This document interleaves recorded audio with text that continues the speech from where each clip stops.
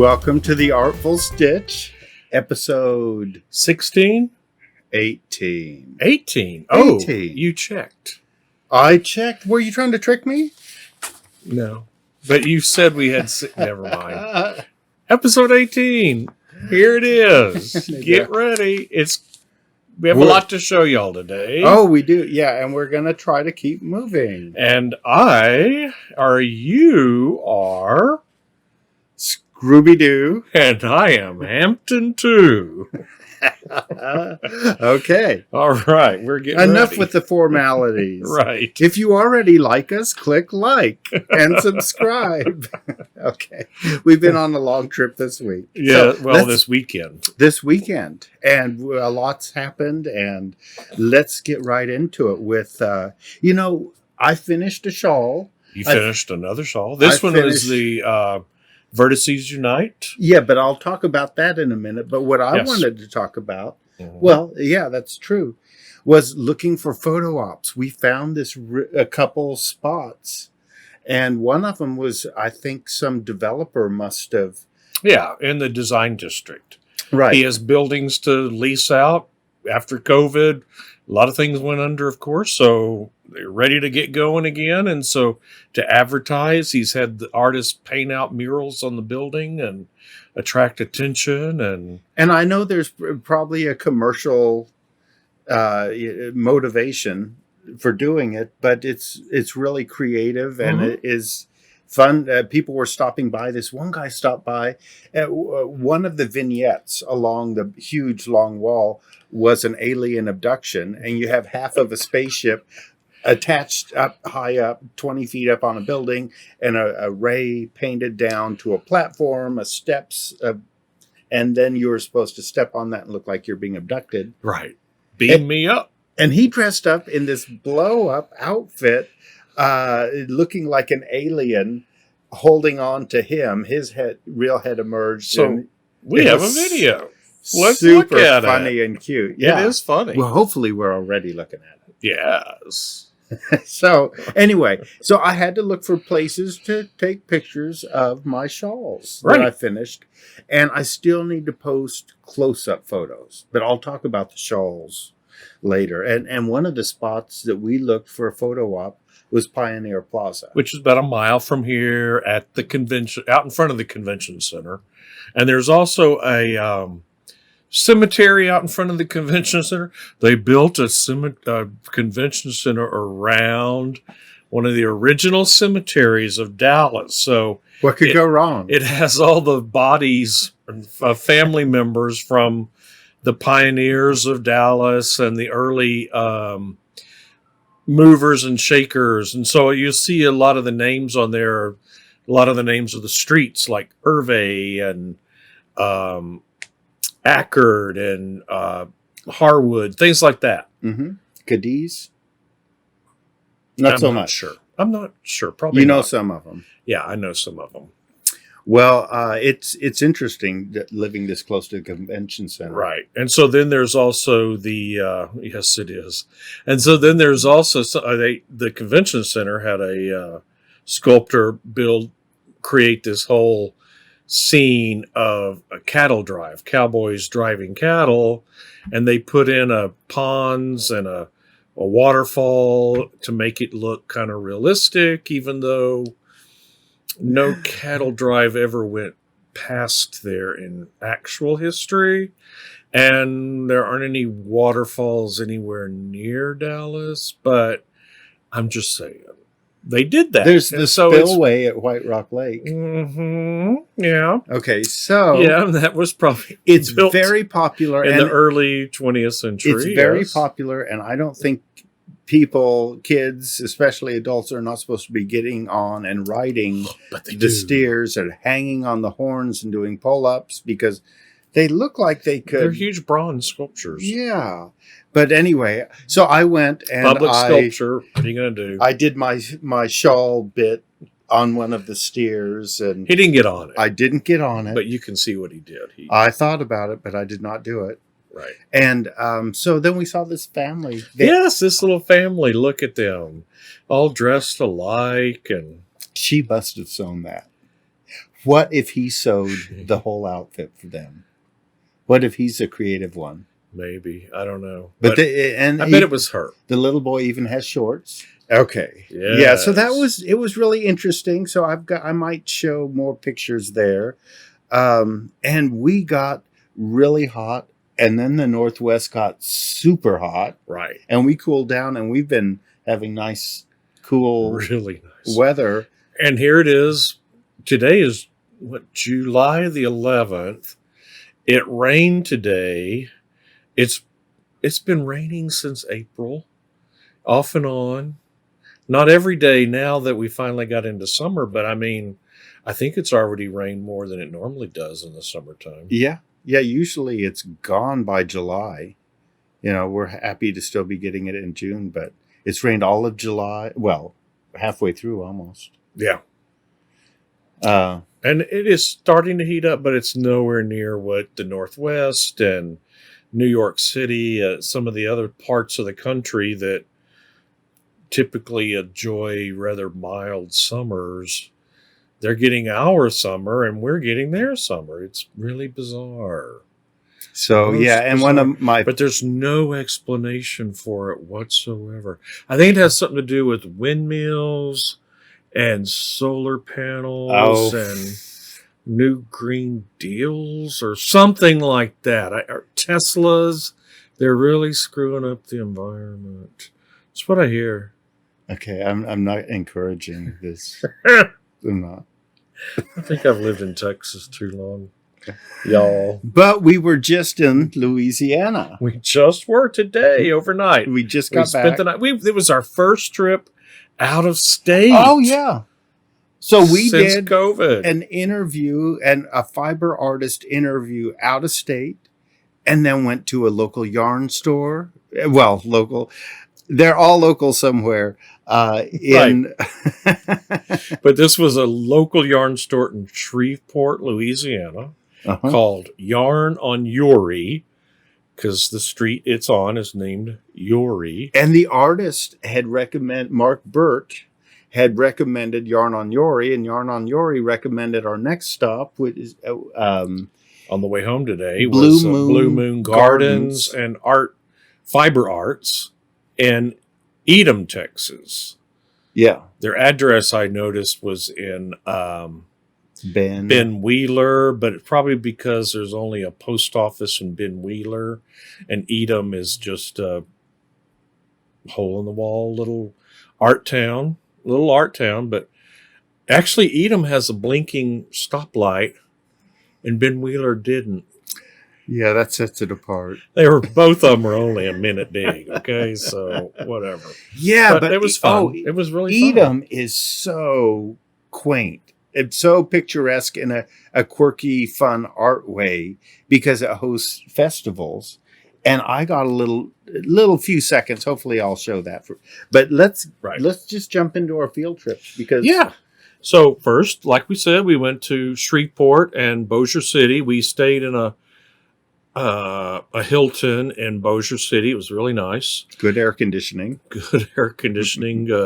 Just a nice hotel with a bit of a restaurant in it. And no continental breakfast. Many of you may know that Shreveport and Bossier City are kind of famous for their for the casinos.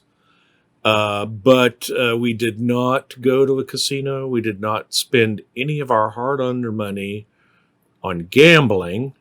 We spent it only on yarn and wool accessories. And fabric. Eating. Yes. Eating some good New Orleans cuisine. So, yes, it was good. So we started out, we went Mark Burt. We went to Mark Burt's, and his studio is in the back of Red Hand Tattoo. Yes. And Michael, the owner there, was really nice and talked to me about symbols of art. He's into art too. And his art collection is displayed throughout as you enter the tattoo studio. And I took a little bit of footage. I didn't want to be conspicuous, so I wish I would have taken more footage, but I'll show you some of it as we head back to Mark Burt's studio. Mm-hmm. And it was really nice of Mark to let us in, and he was... Right. I mean, we could have sat and talked. It was so enjoyable. We could have talked for a couple hours, I think. We did film for like 45 minutes. We won't show you all that much here. No. But if you stay tuned to the end of our show, we will show an edited version of almost the whole interview. Yeah, because So, it was really interesting. hopefully you'll get interested enough seeing him here in this small segment of an interview, and then watch the whole thing later.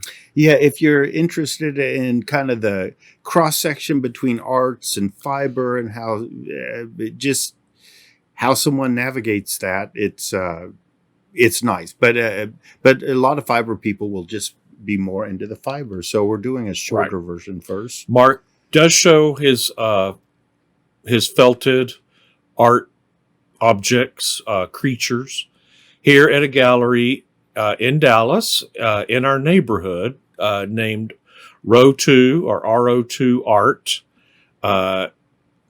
named for mother and son art team Jordan and Susan Roth.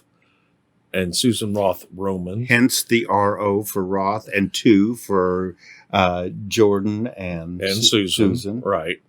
So it was interesting to go visit him, see wool used for a different application other than knitting, but he does crochet. He does crochet these skeleton forms. His grandpa taught him how to crochet. That's right. Yeah, which was really cool. My grandma taught me, even though I had men in my family that yarned, That knitted, tatted, and knitted yarned. and tatted. So it was. But your grandmother crocheted, yeah, and so she taught you how to do that. Mm-hmm. Well, knitted. Ah, yeah, my grandma knitted. okay. Taught me how to do cables. My mom taught me a little bit. Me and my sister kind of learned at the same time, and I really went with it. And she turned more crochet and embroidery. Yeah, but Mark Burt, his grandpa taught him, and he's kind of developing his own technique and seeing the tools. And you know what? We should probably just let the interview play. Right. And I keep talking about it, but you'll see it. Right. You'll see it. Like we said, here's a short version of the full interview. For the full interview, stay tuned for the end of the show. Yeah. Here, I need to apologize for the poor sound quality coming up. I relied on my phone's microphone and have tried to compensate with sound editing. The best that my limited sound editing skills can do still makes us sound electronic. I hope this is not too distracting for listeners. It really was a wonderful visit, so here we go. I like the colors. Yeah, I got these. This is the wool is it's called Peace Wool. It's from Native American mills from this company. And so it's domestic wool from the States. And then they mix in mohair with it. And to make it a little bit more robust. And I like. Can I touch it? Yeah, go for it, man. Yeah.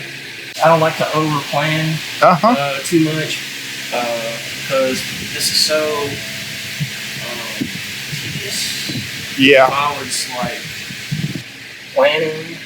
Now, with this tool, it's a lot easier. And that's a tattoo? Well, I got this from the Ukraine. And, okay, like you ordered it online? I got it on Etsy. Okay. And you put lubricant in here, and I'm using like I'm just like a water-based lubricant. I think it's aloe vera gel, but I like it. And you just kind of keep the pistons going. You can adjust your speed, just like with like a Dremel tool. All the ones that y'all seen in the shop, all by hand. Right. It's me stabbing this thing Oh, okay. a million times. Yeah. So, is there any support inside, or is it all compressed felt? That's like the skeleton or something. It's a skeleton. So it's That's not a finished piece. You're just starting to add on. yeah, this is just the armor. I've had this for a couple of years, actually. But I take these apart, build them, take them apart. Is that crochet or? It's crochet. There's a cross-pollination stuff with a lot of this things, and this will inform sculpture, right? So like this is like 2 or 3 sculptures in here, and I'll draw like tons and tons. It's really of stuff. cool. Well, thanks, man. Well, you know. Did you do some felt fiber kind of things before your art, Yeah, or? like whenever I was in college, my grandfather was going through cancer, and he was kind of like my dad, sort of. Mhm. And he taught me how to crochet, and I made hats for him, and I would make these. He didn't like the hats on his ears, so I would make yarmulkes for him. Above the ear, yeah. And so I just got really into it. I've always crocheted and knitted, and he's the one that taught that to me. Uh-huh. So there's a tradition, and then it's kind of like I always like to take like the material and then make artwork. Uh-huh. So it's not necessarily. I still do like scarves and all that kind of stuff for people. So, like, how long do you work on a piece? Like this one, I'll probably take a break on this. Oh, cool. And I will work on it again 2 years from now or whatever. Wow. But yeah, and this is all wash pretty much. This is another one. Yep. Oh, I yeah. thought these could be pedestals, yeah. Uh-huh. The sculptures. Uh-huh. This is like colored pencil and So you might go back and forth between the drawings and the sculptures and get ideas maybe both ways to help the go other back and ones? forth. They feed each other. Yeah. That So- sounds Yeah, it sounds enjoyable. like because if you look at this, keep it going. it's like a memory. Uh-huh. It repeats. So you know the tendency. It's all. I feel like I'm exacerbating this, but it's like my tendencies. I'm trying to communicate, but it's my tendencies that reemerge everywhere. Uh-huh. That's how he would make that. Well, I'm an art teacher, so I have to. You do have a day job. Yeah, I teach. Rusty hates it when I ask that job, but I'm a banker, so Right. I always ask that kind of job. Well, yeah, I mean, this that is my kind of other. person. This is like my other job, Sure, of course. but Your avocation. yeah, you this can't is like stop. the pipe dream. Uh-huh. It's fun making it, the stuff. Mm-hmm. The other stuff is just a byproduct. That's what I always tell the kids is that it's fun to make this stuff, but you have to show it, you have to share it with people. And then I had these collaborative work. I think that's Jared Kushner. I don't know. It's not quite opening enough. He looks like Count Dracula. Yes, he does. It's kind of a study in those. Cool. I'm pretty much just doing. There's a Bonka trunk. They're like Hellspawn. You slink your well. We'll agree with Makes that. me think of Melania. I love that one. Oh. Ah. Oh, yeah. I just turn them into my. Like during the hearing. Let's hear it. Yeah. I watched that. I was like, this guy's lost his mind. Pictures are just too good. And then I do. I like beer. I said, I watch that once a week. That got me through it. I was like, after that show, I started experimenting more with the method. And method kind of drives needs a lot. And so I was like, well, that's more fun. So let's draw lots of work and then remember the work like sculptures. Uh-huh. And that's something Lee Uh-huh. taught me. Is he says, look at your references, study your references, do all your practice, and then close your sketchbook and make your artwork. Use memories or. And you draw from your memory. And it becomes a muscle memory. And then 2014 started teaching and I had just started making them. Oh, okay. As you're forming them, do you think of them as moving? Well, I wanted to anticipate. There's energy of anticipation in the form. Because I would listen to this, because I didn't go to grad school, I would listen to university blogs about sculpture and, on YouTube, and they would talk about successful sculpture that were static, that they're not successful because they were static, and you have to imply movement in your arrangement so that or something in it that's familiar, something that cues familiar forms. Knees. A knee, A leg, a foot. but it's not. It's a limb. Yeah, it's a little ambiguous. Yeah, it's just ambiguous. It's an ambiguous figure. Some of the stuff from my lecture that I had there, some of those colors were sometimes a little garish, because I'm ignorant about color. I'm teaching myself. That's why I'll do all these color studies. Yeah, but if you come up with your own, my theory, if you come up with your own reason for it, it's going to be cohesive, it's going to be intelligent, and if it's unique, that's even better. Well, yeah. We like color. Well, this guy was influenced by that shawl, like the gray and the Buy a shawl out of those. the What? gray and the yellow one that you did. Oh yeah, Rockefeller shawl. Oh, Did that one. my shawl. Oh yeah. What do you made for me? Well, we found out afterwards. Someone said those are the Pantone colors of 2021. Is that yellow and gray combination? Oh yeah, well, Like the colors of the year or something? Yeah, I just like that. And that one initially they were was so heavy. I like that head, the way it comes down to the the bottom. fade and everything. Yeah, and then the color. Yeah, and turns into these ridges. So that's the kind of sister of that purple one that's up there, that rotated. The tentacle. I built them at the same time. Mhm. I wanted it to be like a little world in there, but like, because it looks cool underneath. It does. Oh I was yeah. trying to. So are those your? Wait, My what's initials. yeah? See Mark Burt. Okay, so All right. after Mark's, we headed down to the yarn store. No, we went to the yarn store first. Right. We actually went to the yarn store first, and then we headed over to Mark's. They were within about a mile of each other, so it was all close by. I wrote these down in the wrong order. Yeah, well, I trust the show notes. Yeah, I'm tired. we'll just blame it on the editor. Yeah, so actually, first in town, we went to Yarn and Youree. Yarn on Yuri. Youree, the street, Youree. Youree. And I'm sure I have put the title up here. And it was really cute. I loved meeting them. Linda, and I forget what... John. Okay. Yeah. And she knits. He... Besides succulents, he weaves, and so it was really interesting seeing both of them really connected to the yarn store, and all his succulents were out front, and he came out to talk to us as well, and it was really fun to spend time there. It was a lot of fun, yeah. And we spent time and we spent money, so Well, we had to buy something. always do that.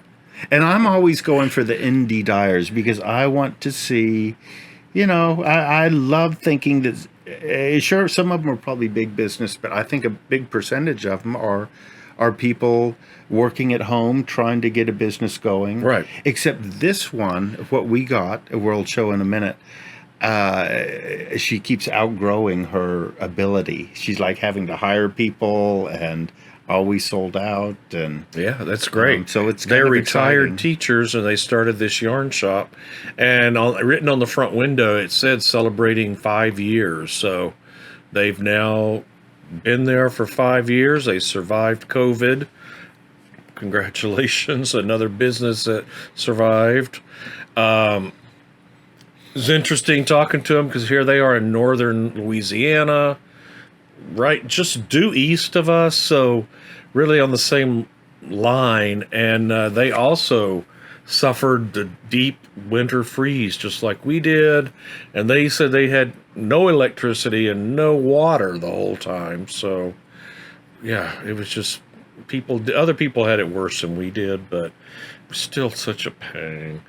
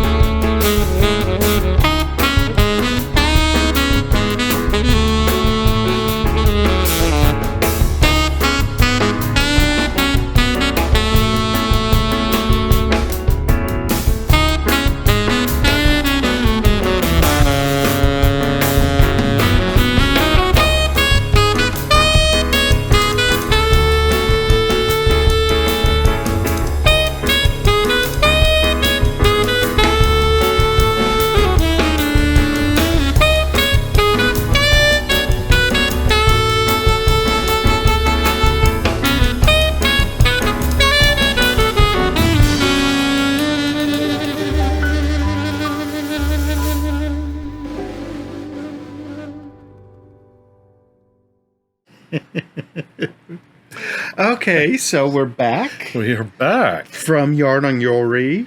And Linda mentioned Blue Moon Gardens.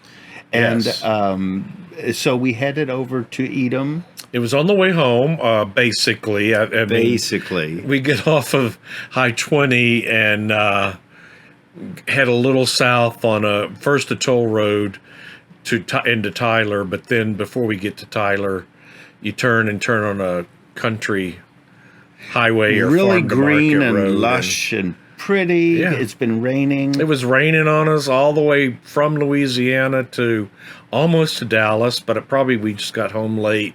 But I could tell it had rained here once we got home. So Yeah. and it's humid. Oh, it's Yeah. humid as heck outside. But anyway, Yeah. At least it's not hundreds right? now. It's not in the hundreds Because it will be. Right.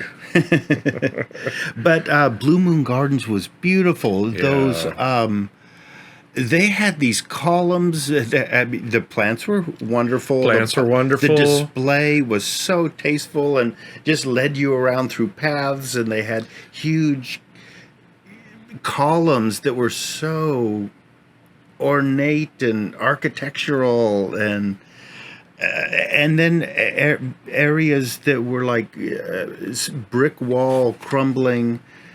I mean, it was made that way. It was finished to look like it was kind of a ruin or so. She just had really tasteful, creative displays everywhere. Yeah. Yeah, it was beautiful. And it was, when we got there, it was probably about 10 in the morning. It was still cool. I mean, like upper 70s temperature, or 24 degrees sort of centigrade.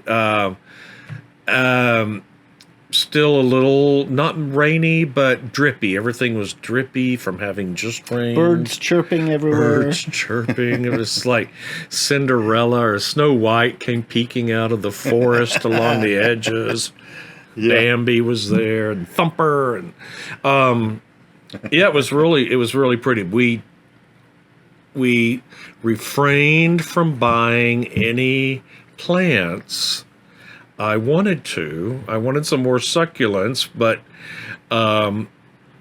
essentially sedum, but we didn't get any because Rusty said, we don't have gardening on the agenda today. We had to get home and film an episode because it's already been a month. It's already been a month, and we've got a and then we have sewing. busload of content. So. We both have sewing to do, and I have quilting to Right. do, and We'll be talking about that. and that can be very important. So. It is. Okay. That's what we're all about.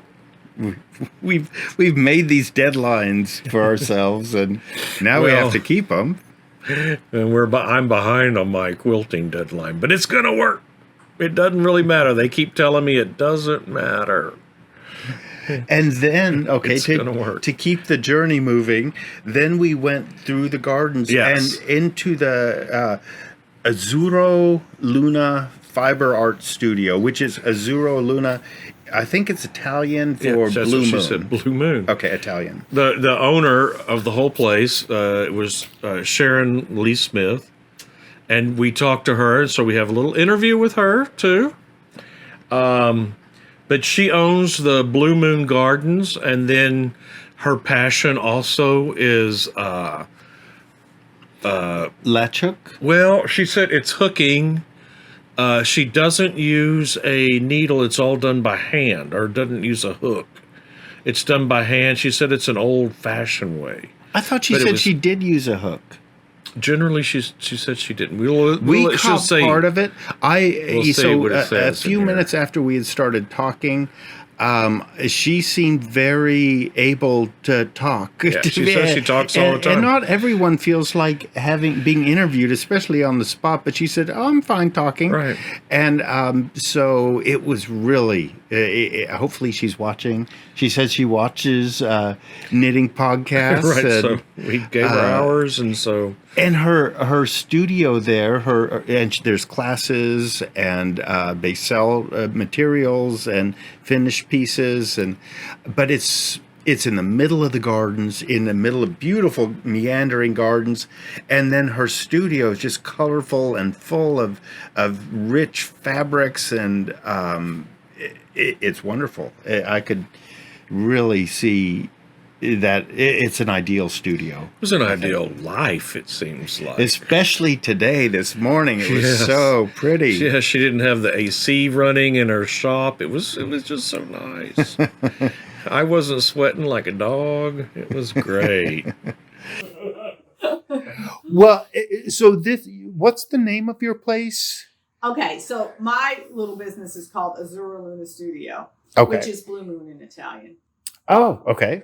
So anyway, so I'm just the rug hooker. So I dye wool and hook wool, and we have here at Blue Moon we have the studio, and then we have classes, and on Tuesdays we have a little group of ladies that like to come and hang out, and we inspire each other with our projects. Yeah, it is. It's like knitters doing groups. Which I've discovered during the lockdown period. I have an online group now that I never used to have. I love it. Yeah. I love it. Yeah. Do you do anything online, or is I do Etsy shop?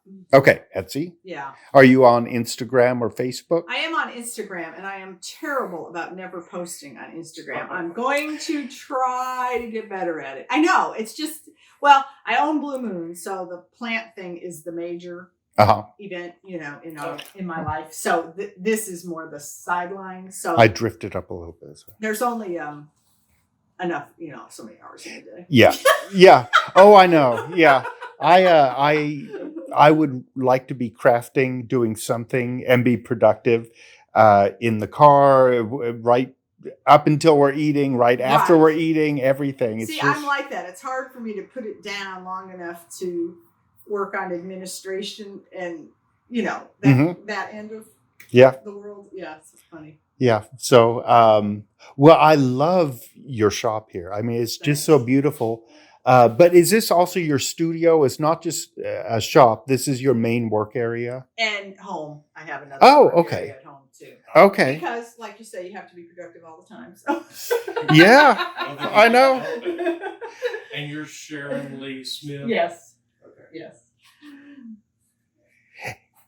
Yeah, so at home I also have a bunch of wool and yarns and things, just because you want it at your fingertips when you're. Oh, yeah. Yeah, I have had I never used to want to buy yarn online because I'd want to touch it and smell it and everything. Exactly. But I've gotten used to that lately. It has. What choice did we have? Yeah. Well, I've learned to trust the pictures on the website as far as the colors and. Well, my knitting habit was what really prompted me to start using so many yarns in the rug hooking, because I had so much yarn that I bought for knitting that I couldn't knit in my lifetime. So I started, turning it into yarn to hook with. So that's been helpful. Well, yeah, and I didn't have enough time to knit, so I turned it into my work. There you go. Yeah, exactly. You do what you got to do. And we live in his studio because I finally gave up as a messing up my house. So I was like, okay, we're just going to move into the studio that we can just fix up and live in. He tries to keep a clear-cut division, but... And I'm like... So where do you sew in his studio? Well, I have a room upstairs. Oh, yeah, that's okay. Since I gave up. Really? That's funny. So what do you like to knit? I have been doing a number of shawls. I'm working on the cardigan. I've been doing socks. Some of everything. Some of everything. Yeah, I'm learning a lot lately. I've been doing, do you know the designer Stephen West? Oh, yes. And so I've been doing a lot of his lately. Chris wants to know if she can use this as a display for Sure. Yeah, I did one Stephen knit shawl so far, and lately, the last week, I've just been studying his shawls because I'm really dying to do another one. Yeah. I can't decide what. They tend to focus on a certain stitch or technique, and so I feel like I'm learning something. Well, and I'm afraid of brioche. Oh, I did my first one. What do you think? I liked it.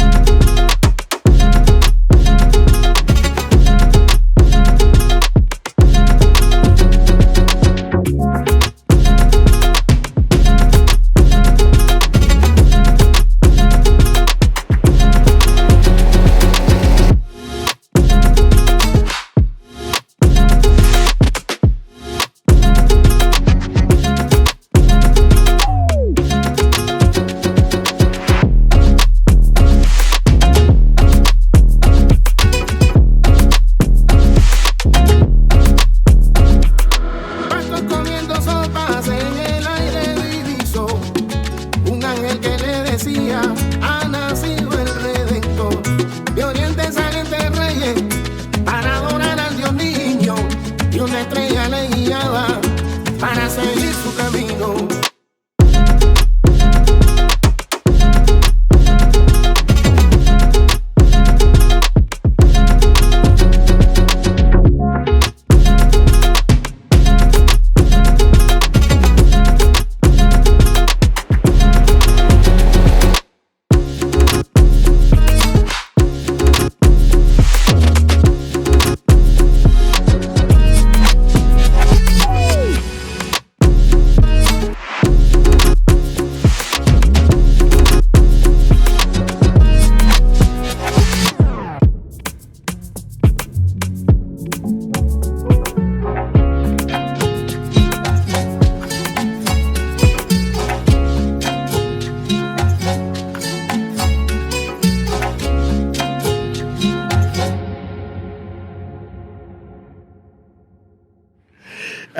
So from there, that was our last field trip. Then we headed back this morning.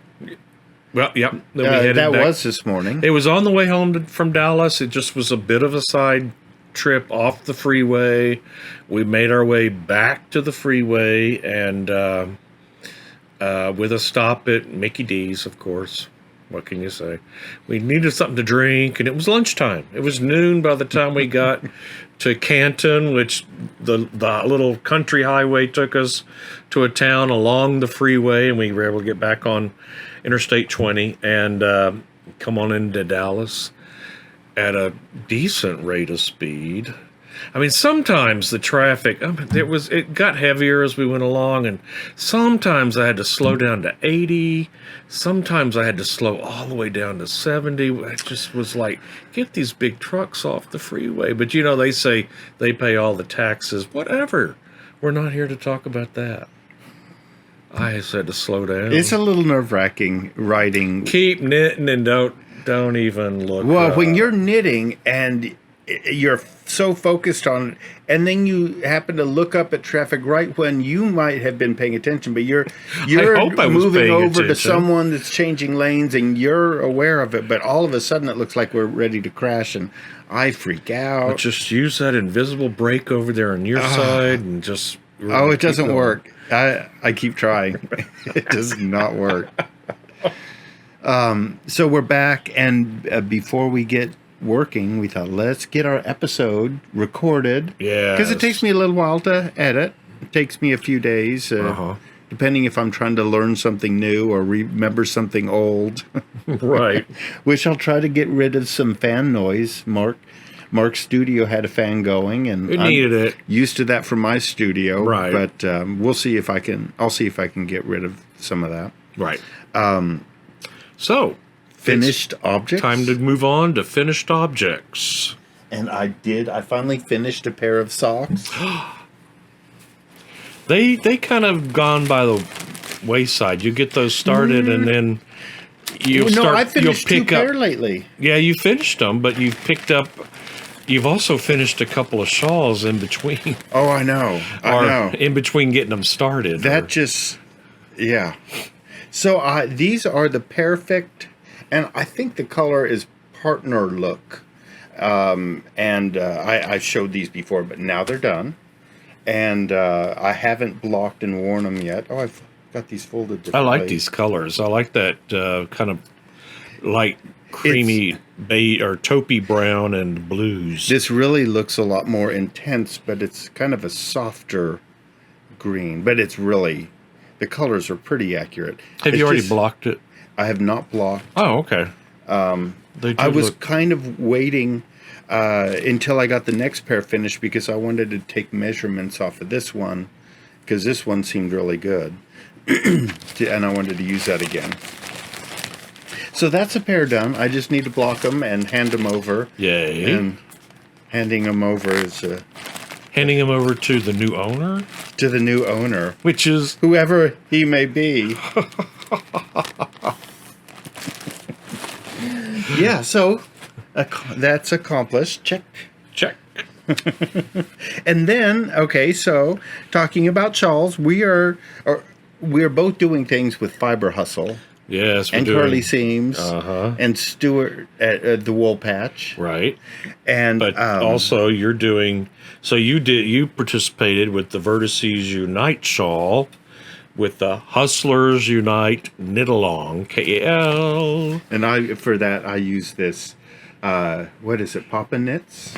From Papa Bear Bags. It says bags at MPLS. Must be Minneapolis. It is. But I absolutely love this bag. You've used some of this fabric in a different color. I know. I need to figure out how to incorporate vinyl in, because you like being able to see what you got in there going on, and also you like to have your printed out patterns through the window, so all you have to do is glance without using your phone. I like the idea of that. I always have the pattern on my phone. Which means that sometimes the pattern, all of a sudden it's on the wrong page, or it's not big size anymore, and it's shifted, and I'm constantly finding where I was. So the idea that I told Hampton about is that I wanted a window so I could put my pattern behind it, and I bet that'll happen sometime. So I saw that he had these on his website, and so or on his Etsy, and I got him. I got you one for Christmas. Yeah, I got that for you for Christmas. So, Fiber Hustle, Aaron had done Vertices Unite Shawl by Stephen West, and everyone loved it. Chip loved it, and kind of talked to Aaron into doing a knit along. And so now tons of, at least 50, probably more than that, are doing this Vertices Unite Shawl. And Stephen West himself, the designer, did a video that Fiber Hustle could use on their last episode, and I talked about that last time. But here is my finished shawl. You got your yarn. I'm gonna from Trudy hand-dyed these at U2 Yarn for U2 Yarn in Waxahachie. So we got these, about a month ago, and you belted it out. And it's a pretty quick, it's a large knit, but it's all garter stitch, and you knit in these sections. So this stripy section was all knit at once, and you're doing increases along the edge where you're not creating an I-cord border. You're doing that at the very end, all the way around. But you're creating this section with increases, and this section just straight, and then you're picking up stitches when you're doing adjacent sections, and the way the pattern leaves slip stitch edges, and the count is perfect for what you need to pick up to go off an angle. Sometimes he'll say pick up 2 stitches, knit and pick up 2 stitches, make a stitch, knit and pick up 2, make a stitch, and that is the right ratio for the angle that you happen to be picking up on. And so it's nice how everything just fits together perfectly. Not that, everything ends up perfectly, but you can tell it's so well planned out. And that's kind of why I like his patterns. They're just so, you can kind of turn your mind off. I don't want to say that and offend anyone, but you can follow it step by step. Well, and I Rusty can, okay. Well, sometimes the way they describe it, it's like it could mean this or it could mean that. Is that on the wrong side? You usually turn it there, but they didn't say it. Was that the wrong side? Things are very clear in general with Stephen West, I think. But I love my shawl. I love the UT yarn. I love these colors that you picked out, that you put together. Yeah, I did pick different bases. This is the BFL.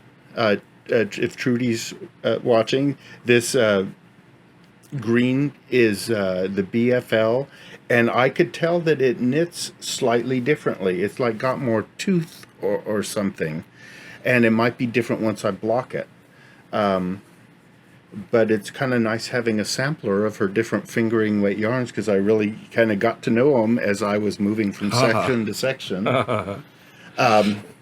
So that's done, and I still am going to get another picture and put it on Fiber Hustle's hashtag Hustlers Unite KAL. Yes. And then I finished. I'm moving kind of fast because we've got so much stuff. We have so much content. I finished the butterfly wing shawl, and I did this one for Needles at the Ready, NATR Boys, Needles at the Ready, NATR Boys 2021. And it's another knit along that was for June for Pride Month. And they wanted the knitters to pick either a male designer or a male dyer, yarn dyer, or what else was the other? It was the design or the yarn dyed, or the dyer. There were three things. Perhaps I'll put up the requirements right here because it's ongoing. Oh, there you go. It's ongoing. But you're done. This is Stephen West's butterfly wing shawl, and he had a custom colorway dyed up called Stephen's Rainbow Dream, and it went from orange to yellow to green to blue and to brown, and it took 2 skeins, and at the brown point I started the second skein and did the colors in reverse, and then I ran out where this dark red comes in. You might after the neon orange. Yeah, the pattern said after. At this point, I don't know if you can see. Yeah, this line of holes here. That's the end of a wedge shape because you're doing short rows. And it said you might be running low here, you could stop here. But I had all this yellow and orange to go, and I didn't want to leave it out. So I kept going to see how close I might get. And I counted, I was about 3,200 stitches short, including the I-cord edge. No step for a stepper. I put in some Lolo Did It, Red Wine. And I put in some Round Table yarns. I forget what the name of it was. And then some more Lolo Did It was the pink I-cord edge. I like that. And I actually strung, I just kind of crocheted a little chain, turned it into a loop, and ran some yarn through the I-cord so it's invisible, and put a little loop on the other end. And this lets me really hang it. I can hang this on the wall as a display, and I could make better wristbands and fly around like a rainbow superhero. Yes, you could do that. Yes, I could, but I never will do that. You might. I don't know. Maybe if I get you liquored up enough. Oh, right. It's not going to happen. No. I haven't decided. I don't think I'm going to leave in these loops, so I still have ends, sure. but not from the actual. Not from the actual. The shawl. knitting, It's actually done, and this is with the Billum Lolly. I said it's Stephen's Rainbow Dream, but it's Billum Lolly, and I love the colorway. It changes so slowly. You're knitting for thousands of stitches, and you're like, oh, I think this might be going, it might be turning blue, and it's like dawning, it slowly does. And because of you're doing short rows and these wedge shapes, you only get to the far end, the left end of the shawl every now and then. And when you get there, the color has changed next to the other row that had gotten there before. And so then you knit the whole row, and the rows get shorter and shorter. And so on the far right row, you're hitting that edge every time, and the color is a nice smooth gradient. And on the left, you're getting individual stitches of colors that kind of mark out a rainbow. And so it's really beautiful how how those colors come together and separate and blend. And so anyway, I think the pattern would work with any really slowly transitioning colorway. So I have another one from Sheepjus that I got at Yarn and You that I think I want to try. Is that cotton? The one that you got from Yarn and You? I think it might be 50-50. It might be linen. Oh. Okay. I know. I'll have to look again. So anyway, I love this one. I have not mastered wearing them yet. I don't know if I will. This is Texas. I won't get that much practice. But I do love making them. I love knitting. I still don't know what to do with them. Okay, so I finished my butterfly wing shawl. And moving on. Moving on to whips. Works in process. And you're up. All right, so Fiber Hustle. Chip has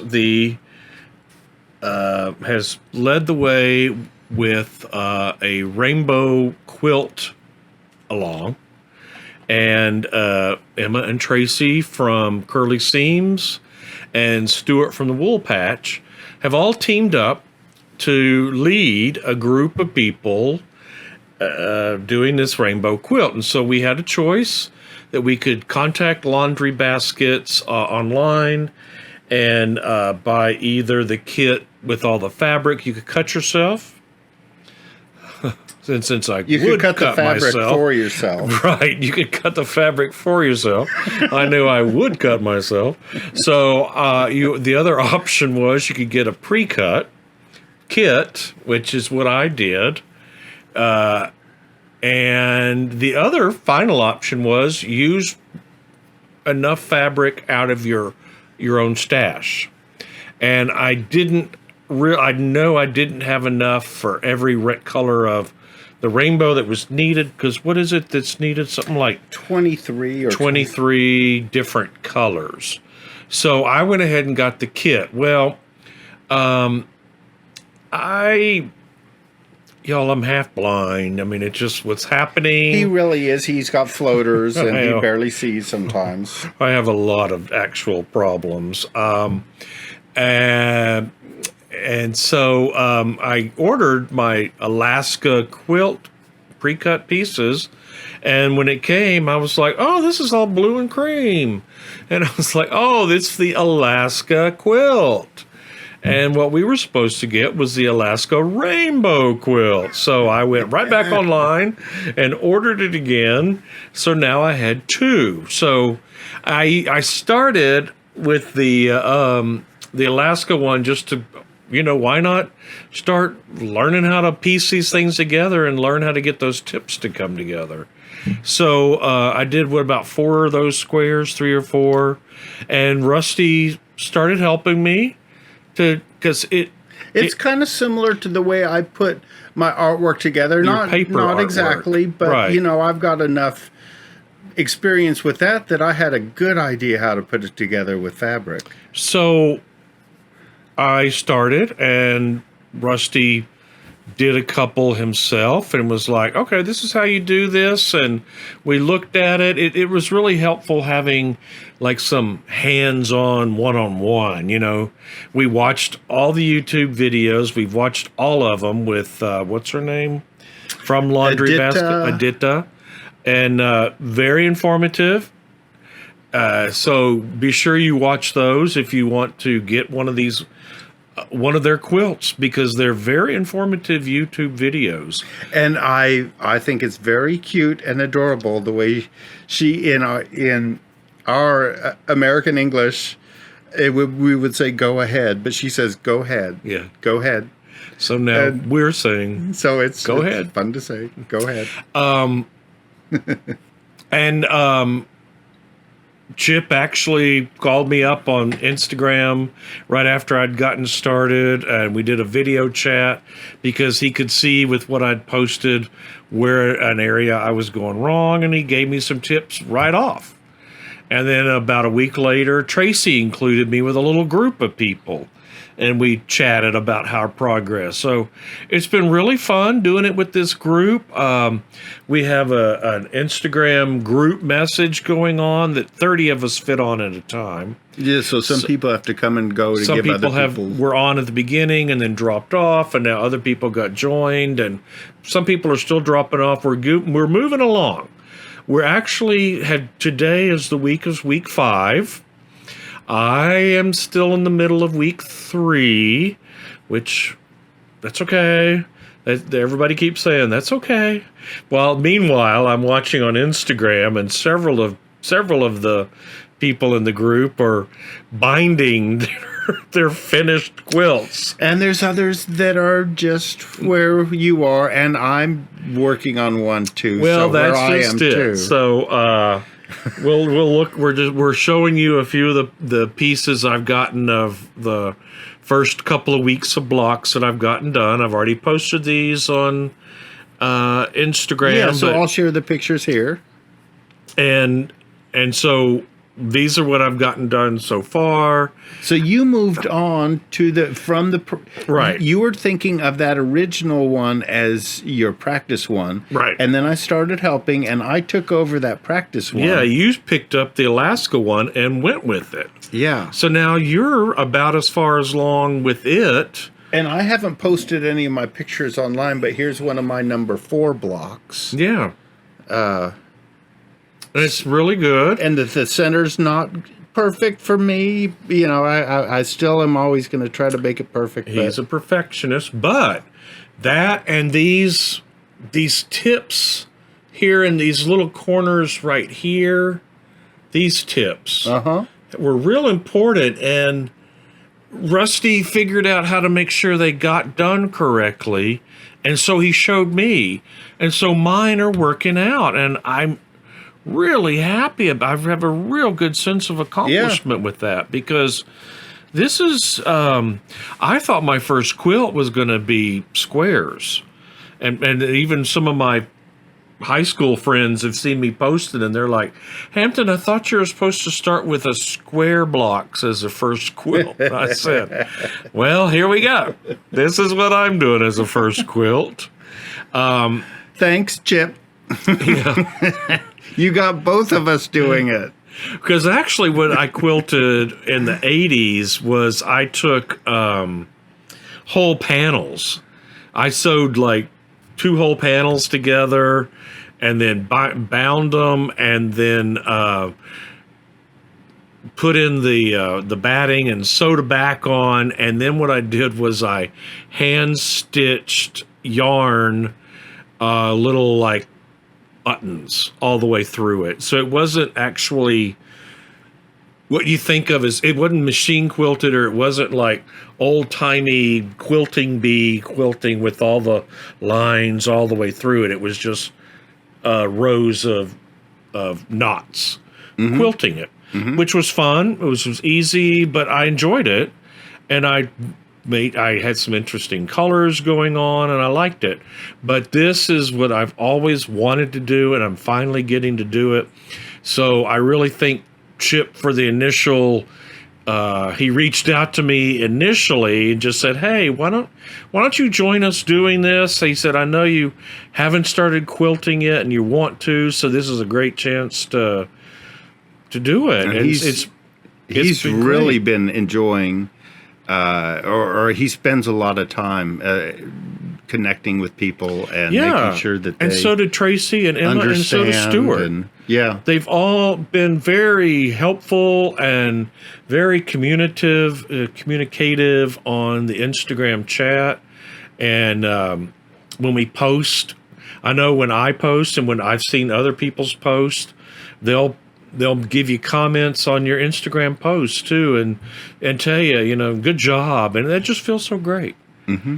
It feels really good, and it's fun doing this with everybody, because it's like it's an international, and we're not going to sit around and do an actual quilting bee. And here we're still, we're all still kind of at the hopefully tail end of COVID, but we're not all in countries that are little bit further along, and some of us aren't in states that are and hopefully further ours along, will. but whatever. Hopefully will remain strong, but it's just all. Right. We are vaxxed, but We're in the middle of this it. Delta variant could still sneak It's a up on changing us. thing. Anyway, so it's fun. It's really fun. It's really fun that we've got Johan off in Australia and Graham and where is he, in like Germany or someplace, and Rob in Seattle. Rob in Seattle and Chip in Seattle and some people in Canada and Georgia and California, and it's wonderful. Stephen West in the Netherlands. Well, not with the quilt along. So No, oh, that's true. That's true. So- I put them together. So you're doing we'll that. be watching that, and I'll keep watching on my Instagram and Facebook as I post the pictures, and then hopefully soon, or an episode soon, you'll be seeing it, the top finished, and I will have to farm out the actual quilting because we don't have a long arm The top stitching. yet. You know, we do the- not have a place big enough for that. Oh, we have your studio, and we can build a second story above the woodworking / gallery space. He's not making sense right now. It'll work. It'll be perfect. He drove too far. It's sad. And we can add a third story onto this whole place.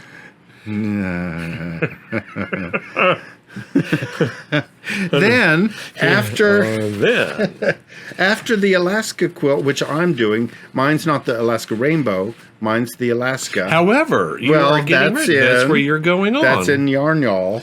Oh, yes. So, So, stay first- tuned. We've got a little bit further to go. You can see it here on the First, side. I got my naughty knitting See it. sack, and I've got That's a nut sack. See, it's got nuts on it. Katie called it a nut sack, so outside and in. Oh, poof. Okay. What are we in high school? Okay, so then I've got some of my Regia, Schachenmayr, Arne and Carlos, and I think these are summer nights. I'm pretty sure these are summer nights. And I've gotten one done, and I am just finishing up. I've got my DPNs in here. Hopefully nothing's coming off. I haven't taken it out of here in a few days or a week. But I am really close. This is the first time I'm doing toe-up socks. So I'm just a few inches from the cuff. And because it's toe-up, and probably everyone else knows this, but I'm getting to use more of the yarn because when you're going down to the toe, you're afraid that you're going to be running out. Anyway, I really am enjoying making them a few inches longer because I don't really like below the calf socks. I like these colors. On screen, it looks a little bit more pink and blue. In real life, that it's more of salmon, is not quite as baby pink. Yeah. A little bit more. Well, I'm sure I can show a picture. Yeah, but it's nice. Yeah. And I like it with that blue. Yeah. And I'm still enjoying. I had kind of forgotten because I've been doing other kind of yarns, but this self-striping patterning yarn, seeing these alternating white and green little mark things, how each stitch, if you've got the right gauge, you can tell that your gauge is perfect for the yarn because that each alternating little segment gets taken up each time you knit a stitch, and it's satisfying to watch that happen perfectly sometimes. It shifts. So that one is almost done. Work in progress. And now the big one. Squishy male surprise. Squishy male surprise. Male Oh. M-A-I-L. Okay. Squishy male surprise, because that could be awful too. He got this a couple of weeks ago, and he said, we're going to put this into our episode. It's called Squishy Mail Surprise. So I don't want you to see it until the episode. I'll show you on the episode. So we've been waiting to do the episode. Meanwhile, he's opened it up and started knitting it. 2 days of having this package there that I'm just dying to open up, and I was starting to have nightmares. It was messing me up. So finally I thought, okay, well, I'll just open it up and look at it. And then I finished my other project, and then I could be working on it. And well, I'll just wind up the cakes. I'll just cake it up.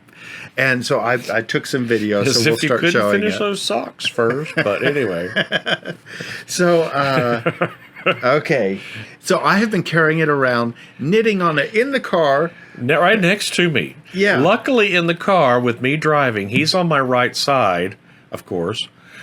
And it's I don't have peripheral vision on my right side. So You only have like 30% vision or something. right. So even when I would to like look out my rearview mirror, the side mirror, I turn my head. But I made sure I wasn't looking down at his lap. I kept my eyes up. So I've not seen what he's doing. So we spent the last couple weeks like, He would I didn't sit look right I here just looked next at to you. me. I looked at your face. I did not look down at your lap.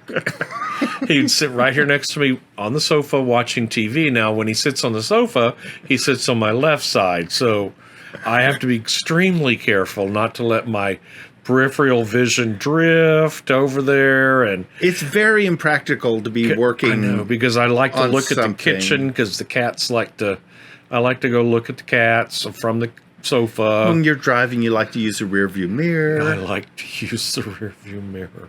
And I like looking at you. Okay. After 23 years, I still like looking at you. And so Well, I'm grateful for that. it's, I've had to really keep my eyes looking at like just your face and not other parts of you while you're knitting. Well, I'm going to show you now, and you can stay looking at me. Okay, so The surprise Hampton's is bag. finally Okay, revealed. so I have been. So I'm going to draw it out for another minute. So a year ago, when we started the podcast, I showed some.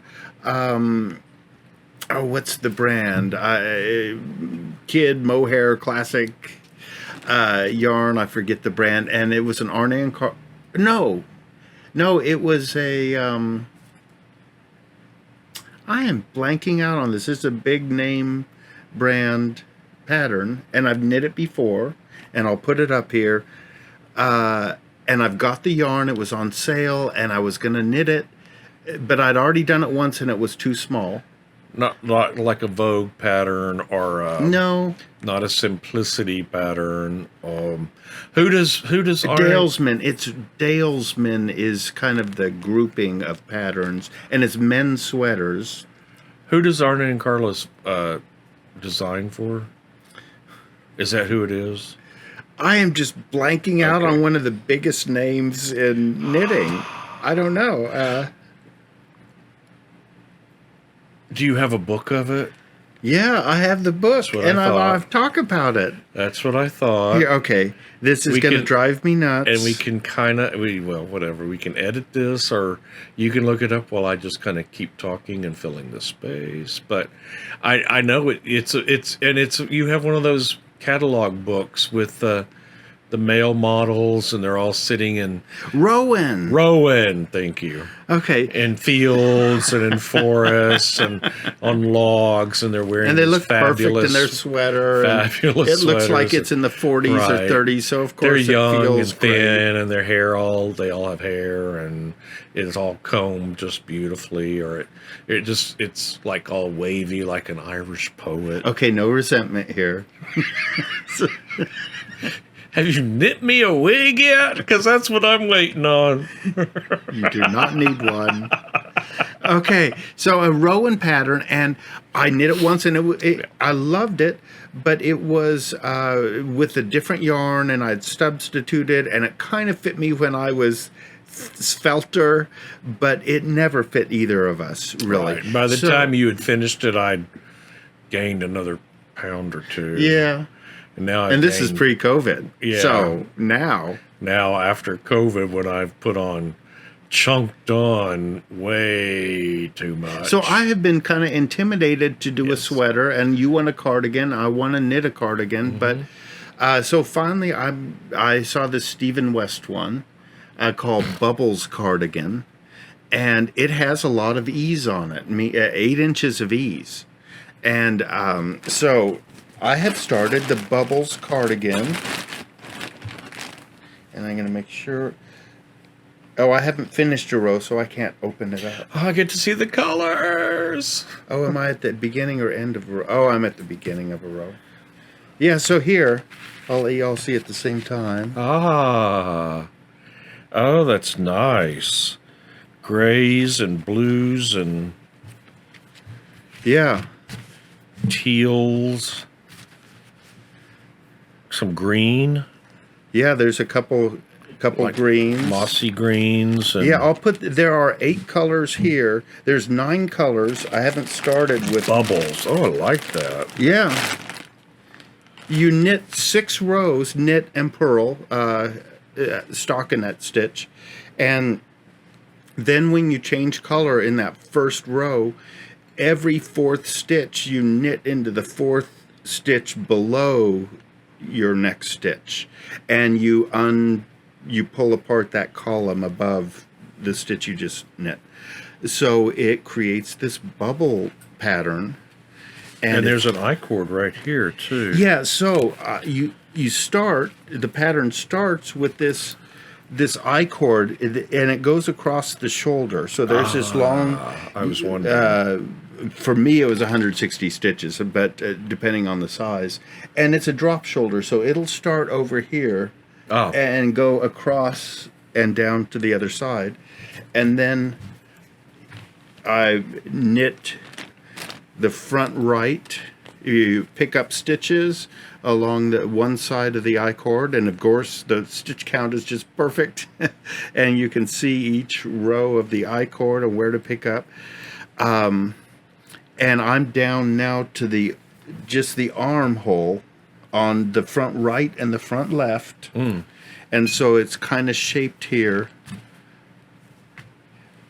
It increases here around the neck. And so now they're coming together, and that's a front, left and right. And I'm starting to knit the back on the other side of that long I-cord.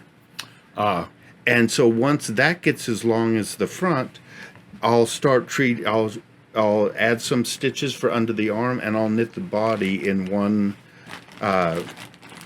It's not in the round; it's flat knitting. I'll use a cord to knit it.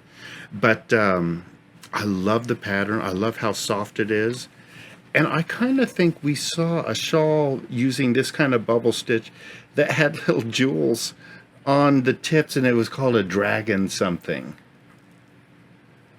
Oh, we At did. McKinney Knittery. And so I've been toying with the idea of putting a row of little Swarovski crystals on the tip of one of these rows or somewhere on it. Sounds fine to me. And then, so to finish it off, it's got all these colors. I'll show the colors. Then I'll pick up stitches all around the center and around the neck and back the other center, and do a ribbing, a pretty wide ribbing. And the pattern does not have buttons, and I know that's one thing that you really wanted. Oh. I am thinking about adding that and adjusting it. It doesn't. I guess it doesn't really have to. The pattern doesn't have it in it. It also doesn't have a belt, and it doesn't have pockets. I don't. Other like a people belt. have added. I lose belts on sweaters and coats and. Well, unless it's like stitched in or something, but. Yeah, but then it just hangs. I don't loose. really want to, because I love this. I think this repeating color pattern is just really beautiful. Yeah. And I just want that to be showcased. Yeah. Just that. But then the color that makes up that ribbing and the cuffs is this West Wool Mariner. I think it's Mariner, but it's a very dark blue. Oh, looks like black to me. Yeah, it looks black, but I mean... But you know what? On camera, it has a bit of a... blue. It looks blue. Where it gets blue. better light, blue. Yeah. And you're wearing a black shirt, and I can see a difference. Yeah. And so it harmonizes with these colors. And it's fingering weight yarn, so it's taking some time. But the pattern is so easy to memorize the sections of it, and you just pay attention to what kind of increase you're going to do here, and then you're doing a rectangle, so you just have to learn a very small number of things to count to do your pattern. And so it's really good knitting where you don't have to pay attention too much. Just every now and then when you're changing sections. There he goes again. Yes. But yeah, I'll put up some of these colors in that video. I took a video. One of these is Moana. This brighter turquoise is Moana. The gray is Stone. That was added. I got enough to make a larger sweater, and it turns out because of your ease, the 8-inch ease, we measured his chest and his lower belly waist area, and it was bigger down below, but I didn't want to do the 8-inch ease down below and have it super huge up above. Right. So I thought I'm going to put the 8-inch ease up here on the chest measurement, and which there'll still be 4 inches of positive ease down below. So I'm thinking it will still look good, and it won't be too bulk baggy here. And so anyway, that's my plan. Excellent. And I'm excited. I am too. I've been loving it. I'll have to buy new shirts to coordinate with it. I took this to show at Linda at Yarn on Youree, and she's like, "Oh, I love those colors. We'll get along fine." But trying to keep this secret for weeks, and I know you must have caught little glimpses of it. But I did, but I didn't. I just knew there was some blue going on. I actually thought there was some brown going on, and there's not. No. So that's interesting that I didn't see, really. Yeah. And I couldn't see I didn't see that it was bubbles. I didn't see anything like that. I couldn't tell the knitting style or anything. So I had sold a couple pieces, and I wanted to celebrate. So that's kind of a bigger project than I'm used to. It's a little bigger than the shawl. But as I'm knitting these huge shawls, I'm thinking, what if all that fabric, I could have knit a sweater almost by now. Right. And so even though we don't have that many cool days, it will be nice. I'm going back to the office in September. We know that now, and I'm ready. I'm fine with that. As long as this Delta variant is subsided even by then, I'll be good. And I'll be fine, and I'm looking forward to it. But the air conditioning can get really cold. And my row that my cube is, there's an air vent that blows at hurricane force when the AC is on, and it can be freezing. So I left a sweater at my cube that I bought off of Amazon that was just a basic black cardigan, no fancy stitching or anything, that every now and then I would slip it on, and I'd be like, I'm freezing.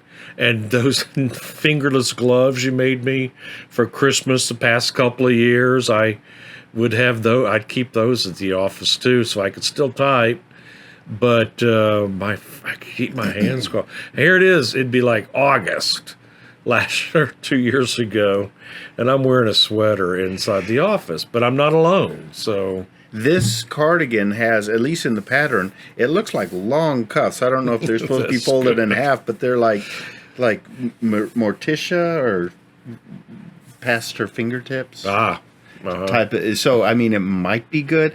I'm not picturing that being the style that you would want. I might knit some fingerless mitts with the same bubble stitch yarn to match. Or just pick a couple of other colors and do it with it. Yeah. then.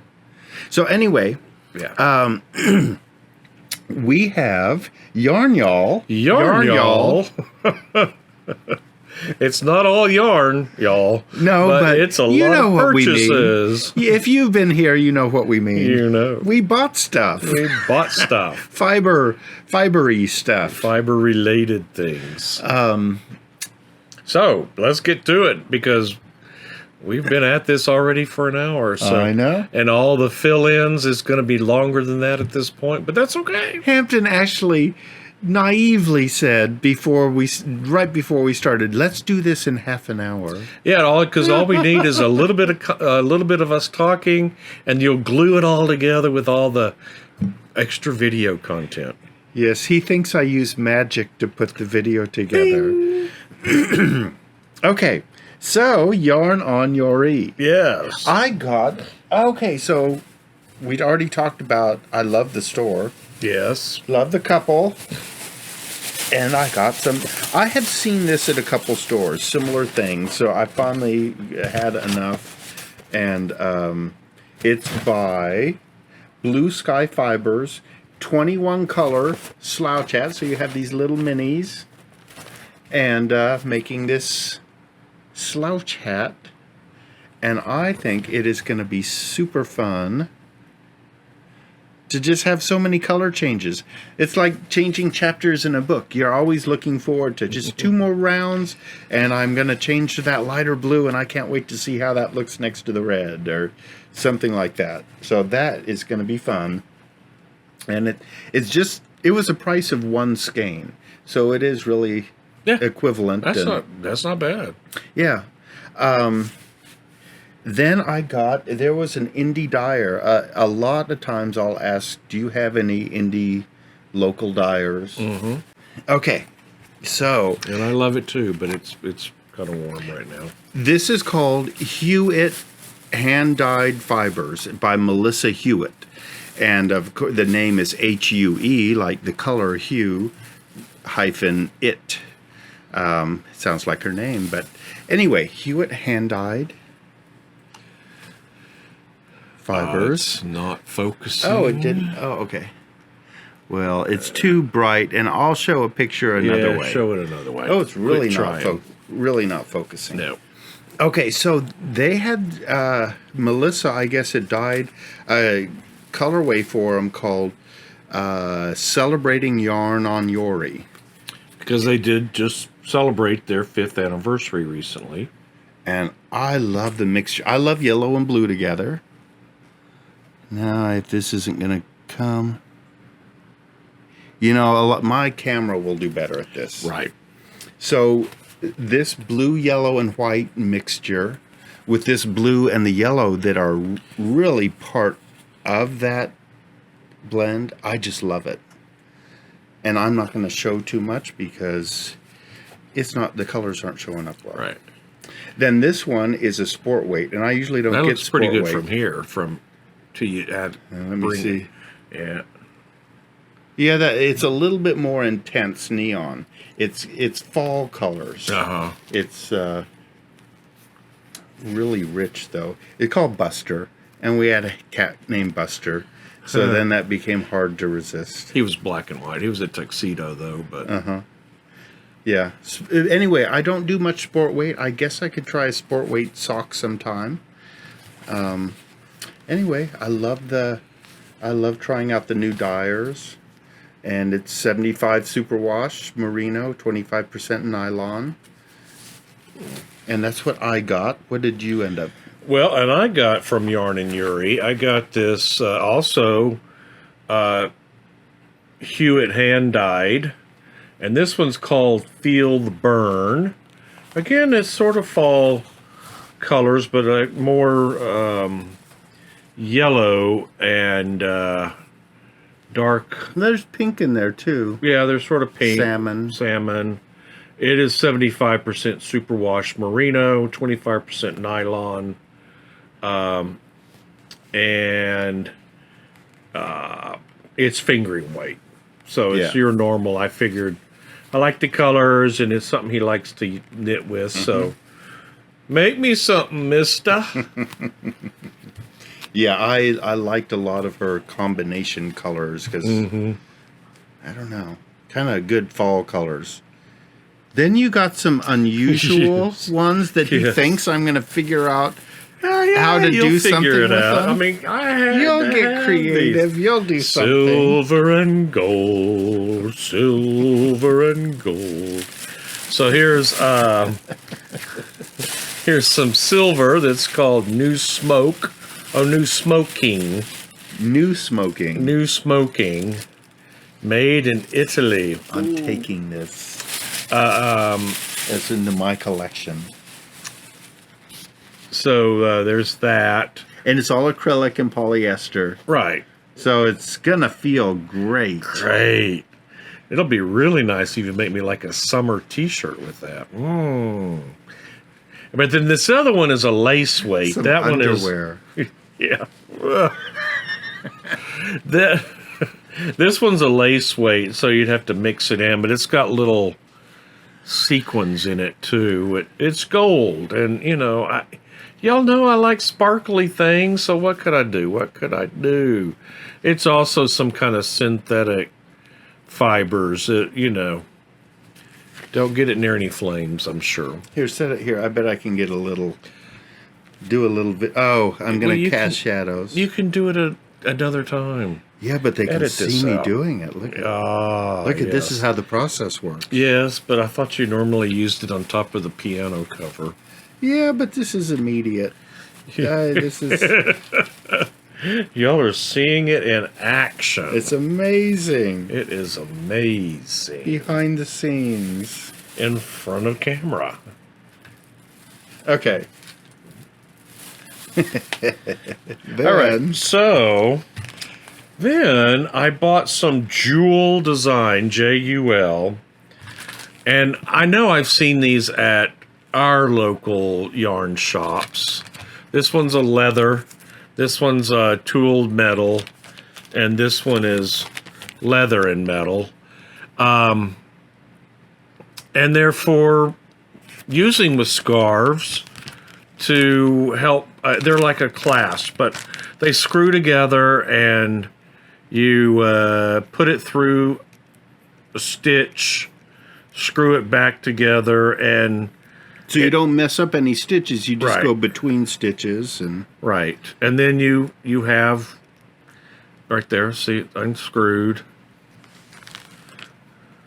and you just put it through, and then put this part back through, like right there, screw it back, and then you've got 2 layers of shawl in between there, and then screwed back in here like this, and then it's like a button, it's like a brooch, and it holds it all together so you don't have to worry about it falling off of you or whatever, you know. So I thought that'd be cool. This is leather, tooled metal, and a leather and metal. I know I saw them at Quixotic. this one is... It's kind of butch, don't you think? Well, this one looks like from a harness or something. I'm just saying. What's it? Cordova oval ring closure, espresso bean, genuine leather. Cool. We'll see how that works with the shawls I've made that I can't figure out how to wear. And then I got just a couple of little pens, because I love little pens. So a little sheet pen, little lapel pens. Let's sit them down. And this one says yarn on Yuri. And Linda was so funny when she said, "Oh, you got one of my little pens." And, you know, I like souvenirs from all the little different shops we go to. And During the yarn crawl, we got a lot of them. yeah, and we'll get some more this year. It's a ball of yarn. It's a ball of yarn, and it says yarn on Yuri. Yeah. And she said that she ordered tons of them, and she didn't know what she's going to end up doing. She said, told her husband, if you at my funeral, pass them out. Just give them to people. So I bought one. May she it. live a long time. Oh, I didn't turn that on. Okay, what am I doing? It's as if I'm an amateur. Uh-huh. And like you're still driving in the car, we need to roll the window down and stick the camera out. I'm videoing the scenery, and then he'd be like, "Oh, I just took a picture and been sitting here forever." That did happen. I'm like, well, okay. Could you put the window back up because the AC's on and it's getting hot? So we enjoyed that. We enjoyed that. So let's quilt it here in Dallas. Yes. So now I've got Rusty hooked And on I'm that sorry, store. Heather and Denise. We snuck in there. We snuck in. They're right next door to DMH. Well, they're in the Fiber same Yarn. shopping center. Well, around the corner, really close. Down, yeah. And it was almost closing time. It was almost closing time, so actually DMH Fiber closes at 4:30, and So Let's Quilt It closes at 5, and so SCW DMH would close by the time we got finished at and they were gone, their cars were gone by the time we got finished at and So so Let's Quilt thanks, this is what I was saying, thanks Chip at Fiber Hustle. I am, and well, you know, Tracy and Amber, they're guilty too, and let's put Stuart in there. Might as well put they're, Stuart in they're there, all too. guilty of making me spend money on fabric. And so get it hooked on I quilting. thought I'm tired of this blue and cream colored thing that Hampton that I started working on, and I'm going to finish.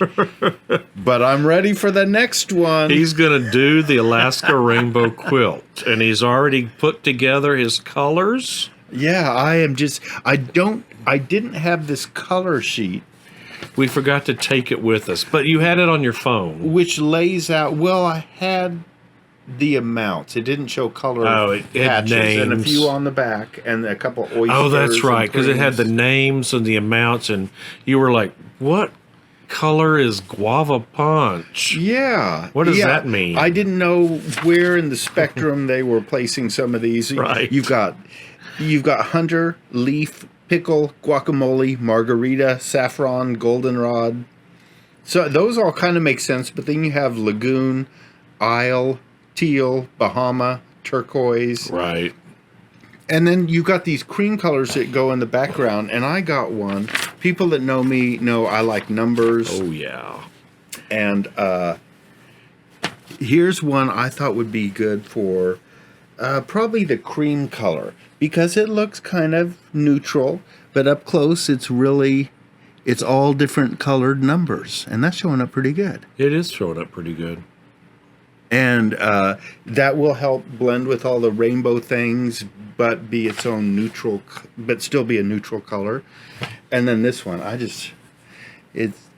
it's blue and yellow, but it's kind of sparse, so I'm going to count that as one of probably the oyster. The oyster color. Yeah, because it's a little darker. Then I got some extra fabrics that I know aren't going to go in. Of course. And I love this little bunny and a turtle And cactuses. scene. And They're in cactus. and I think it would go really good with this black and white one. This is like a daytime scene, and they're really bright and happy and summery. And then at nighttime, you can just see the edges of like the edges glistening in the moonlight, and so nighttime and daytime. I got him hooked on fabrics and patterns now. Because I I mean- needed more to do. I mean, your whole life is pattern and color, so of course it fits right in. Well, now that I see how much it fits into what I've been doing, And I added more Thanks. to my stash. I'm not going to Thanks, show you everyone. because I bought a little bit for like 3 or 4 different other quilts that I have in mind coming up. because they already know you're out of hand with buying stuff, I know. and I'm one to speak. I'm a shopper. What can I say? So I might as well be doing something productive with what I purchased. We didn't talk about Mark Burt's. I know. Well, let's throw that in since this is Yarn Y'all. It's about acquisitions. These drawings over here are from Mark Burt. He gave us yesterday.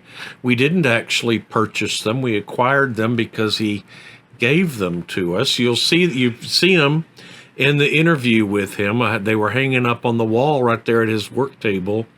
And after we finished the interview, he said, okay, now I want to give y'all something.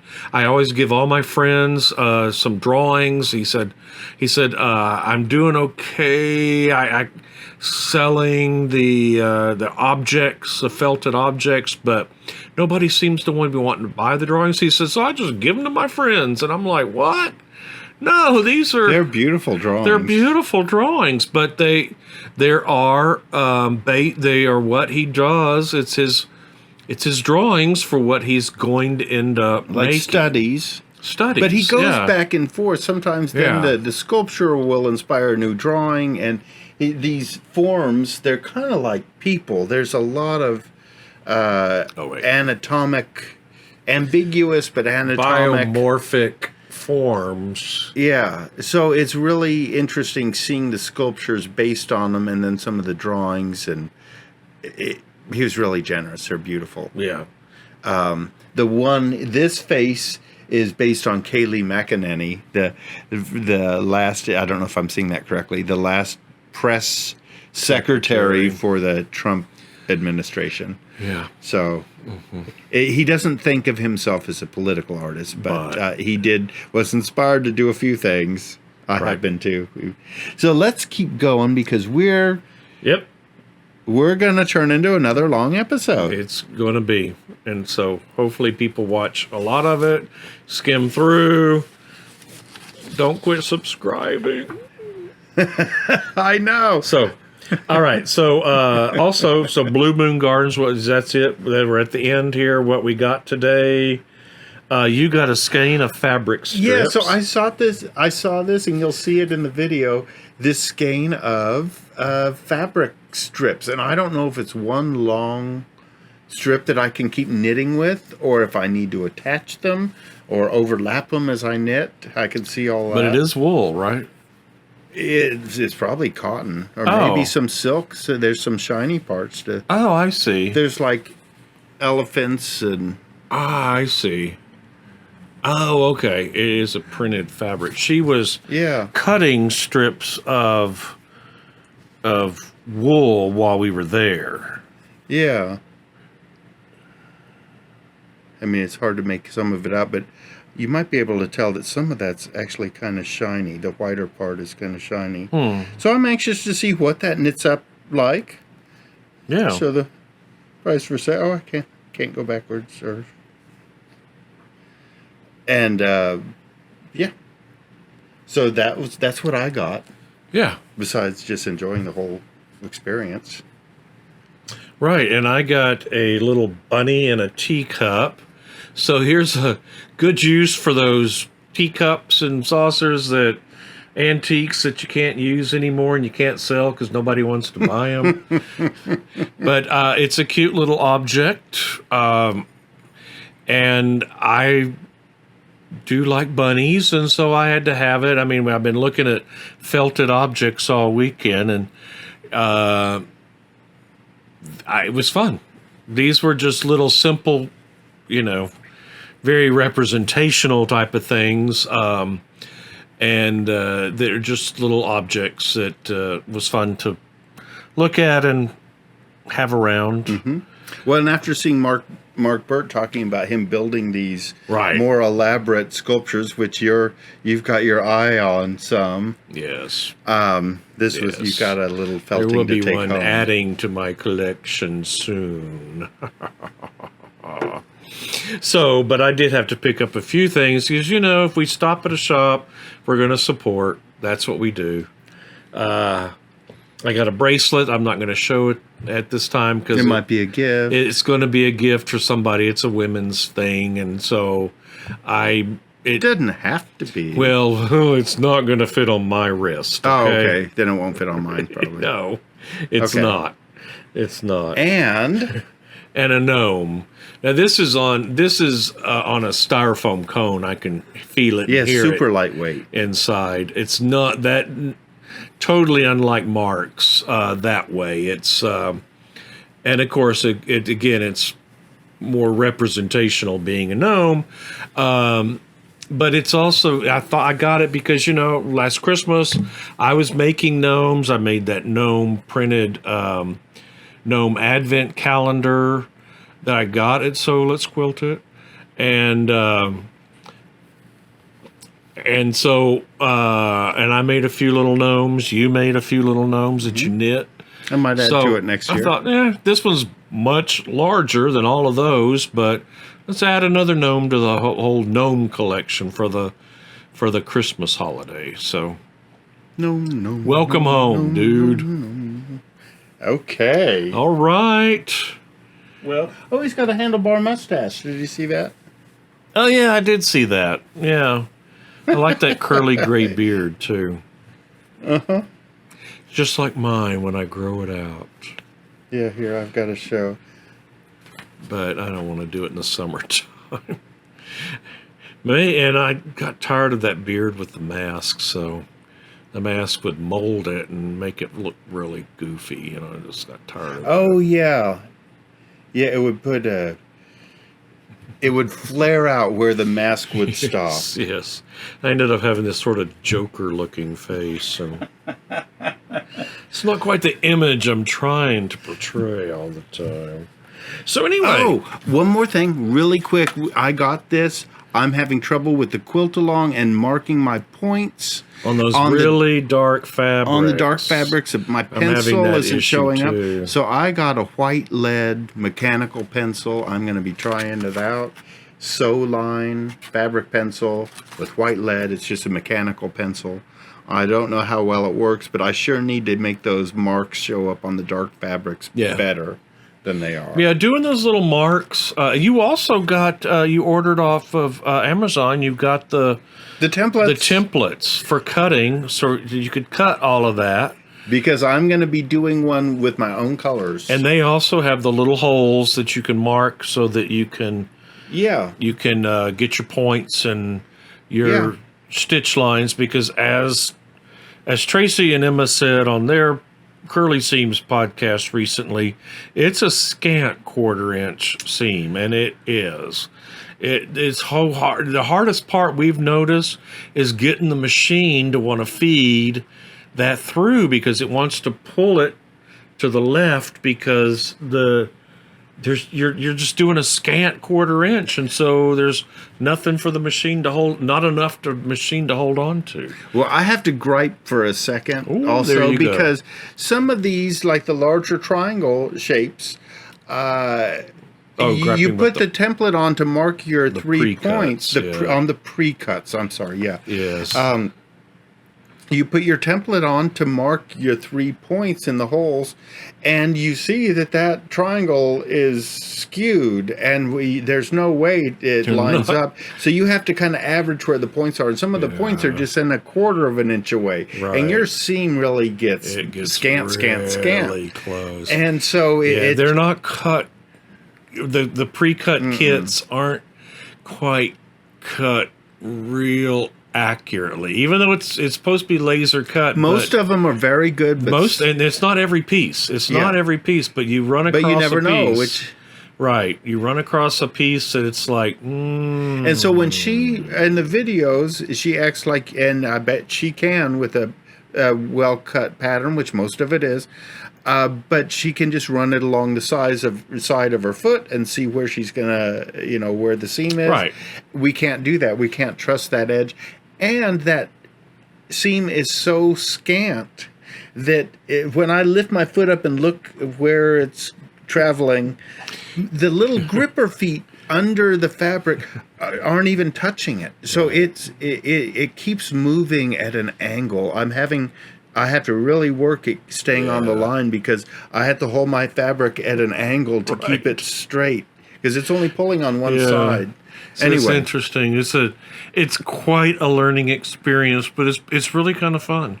Mm-hmm. We're getting to know our machine. We're getting to know quilting and piecing quilts, and it's really interesting. At some point, we'll have to learn some of the embroidery stitches. Yeah, make the machine do everything it'll do. That's what I told I told Linda yarn on Yuri yesterday. I said, "Yeah, we at the beginning of COVID, we wanted a machine. We wanted like a starter machine, $100-$200 machine. They were out, but they were out because everybody was selling out everything, and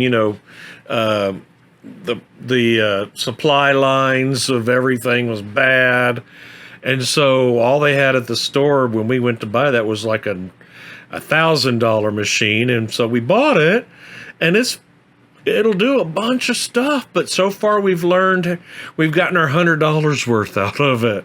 Now we have to figure out the other. We have to figure out the other $900 worth of features, though. That's as far what I'm as saying. The features, yeah. As far as use, we've really picked up. Lately. Yeah, we're using it. We're getting our use out of it. Gotten really good at loading bobbins and threading the needle and changing the needle. We're doing good with that. And now I know that you're doing good. Now we've been using a 2mm stitch length, and I've watched enough piecing tips videos where people saying they use 1.5mm stitch length. It's tighter. You can stitch in the ditch, and your fabric will, it holds on. And anyway, I'm learning. It is. Yeah. I love doing something where I'm learning a lot, but I've just got so many things going on. I know, and I work a lot, y'all, for my bank job. So I wind up with short days because I work overtime, and then I got to cook dinner. And even if we go out to eat, that's just time away. That driving and sitting down at a restaurant, and now that we can, and getting, eating in the restaurant and driving back home and all that, and always stopping at the pharmacy to pick up a prescription that's come in, and we need milk, we need bread, blah, we always blah, need blah, something, blah, So I end up with short amounts of time to. Speaking of needing things, I need 2 more greens in here. Yes. Can't you see that there's just not a good transition right there? You're missing leaf and pickle and leaf, and you need another guacamole. You need another guacamole because you need 3/8 of an inch, and in most of the colors you need a fat quarter or a 1/6 of a yard or an 1/8, but for one you need 3/8. So I got 1 fat quarter, and I learned at So Let's Quilt It. I think her name was Karen. Her name was Karen, yes. She said still is. that a fat quarter, and everyone else knows this, but let's say your bolt is 44 inches wide. A quarter of a yard would be a quarter of that 44, so 11 inches wide, and the yard 36 inches long. But a fat quarter 44. Is double that, is 22 inches wide, and then half as long. So it's 18 inches, 22 by 18, and it's the same area, same amount of fabric, but it's fat. Inches. It's wider. So hence that's what a fat quarter is. So you all know that, and I just learned that. And now we know. We just knew it worked. We didn't know why it was called that, but now we know. Okay. Okay, so we made it. We've made it. And if you've watched this long, you've made it. But if you have the time and energy, finish watching up the whole interview with Mark Burt. He's very erudite and interesting, and we had a really nice time. Yeah. So really, really good trip. Hopefully we'll be going back sometime not too long. Yeah. So, okay. Good to talk to you all again. All right. Thanks for being patient with us. Bye. Bye. Okay. I've been working on this leg or whatever.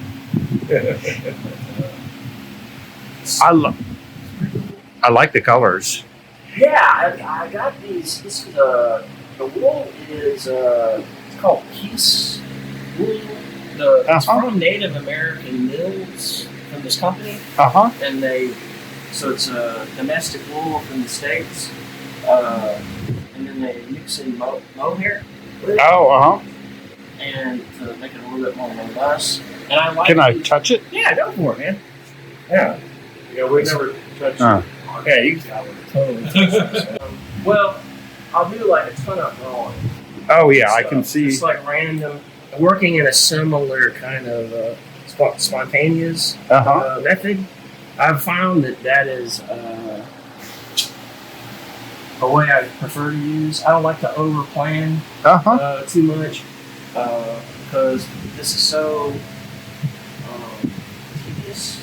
Yeah. I was like planning. Now with this tool, it's a lot easier. And that's a tattoo. Well, I got this from the Ukraine. And, Okay, like you ordered it online. got it on Etsy. Okay. And Oh yeah. you put lubricant in here, and I'm using like a I'm just like a water-based lubricant. Uh-huh. I think it's Azzurro gel, but I like it. And you just kind of keep the pistons going. You can adjust your speed just like with like a Dremel tool. Uh-huh. And so it's like drills it. The other way that I used to do it, all the ones that y'all seen in the shop, all by hand. Right. It's me stabbing this thing Oh, okay. a million times. Yeah, so is there any support inside, or is it all compressed felt? Yeah, that was going to be my question. Yeah, here, I only have one hand here, but... That's like the skeleton or It's something? a skeleton. So it's Oh, that's not a finished piece. You're just starting to add on?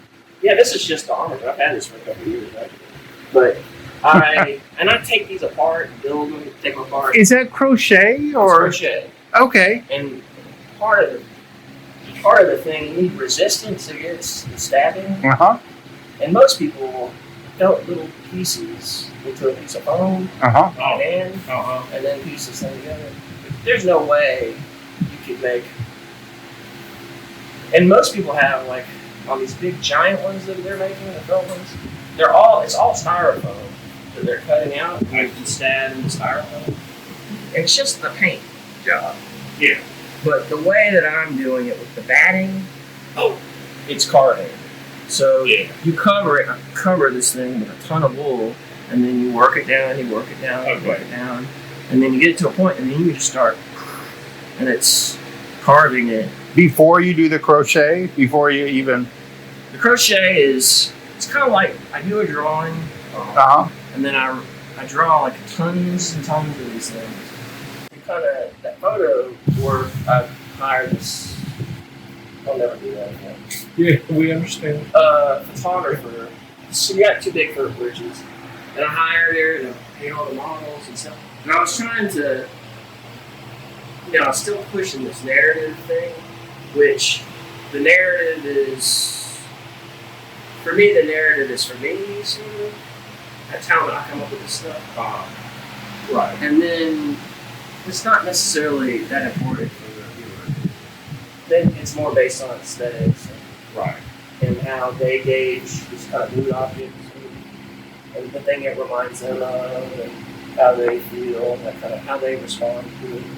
But the narrative is something that I use. I guess. So, can I ask you a question Yeah. based on that? Yeah. It sounds like a good time. So, you went to school at East Texas State? Yep. When it was East Texas State? When I got there, it was still East Texas State. Right. And I think when I second year there, they changed it to Texas A&M. Texas A&M Commerce. And it was still East Texas State. Right. I still think of it that way. And so Lee Baxter Davis was like your main teacher?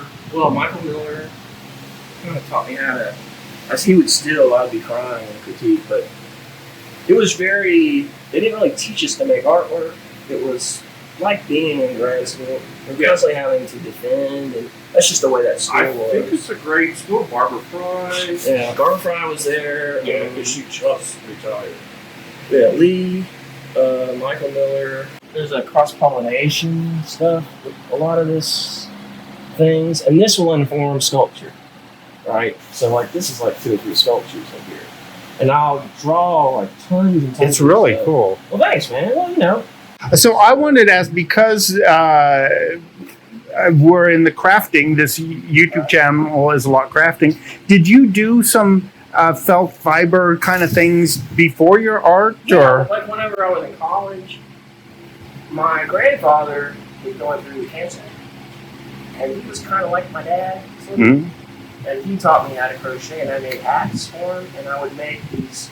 He didn't like the hats on his ears, so I would make yarmulkes for him.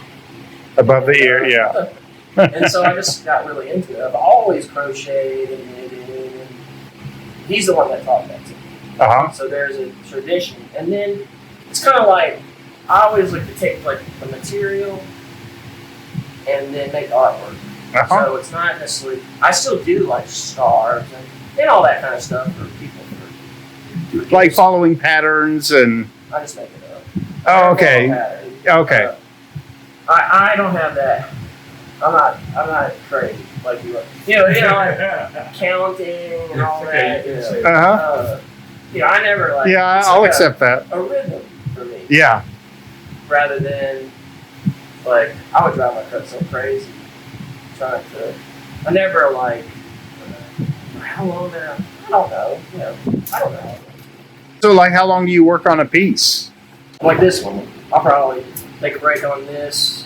Oh, cool. And I will work on it again 2 years from now or whatever. Wow. But yeah, and this is all wash pretty much. This stuff is just what came up as a fluke. You know, it was just like, well, I'm talking about this stuff, but it was a fluke, me doing this stuff. It was just kind of like, I had this show, and it felt like a failure to me, so I like spent a lot of money and sold nothing. Right. Like my last show. Okay, you know, well, that Oh, yeah. it happens to him. Yeah. So, and then I go through that depression. You know, it's like the anticipation Yeah. is where it's fun. This is like Trump's kind of including with the Russians or whatever. So I'm like, I do a lot of portraits. Uh-huh. Yeah, I can actually see Trump now that you're saying that.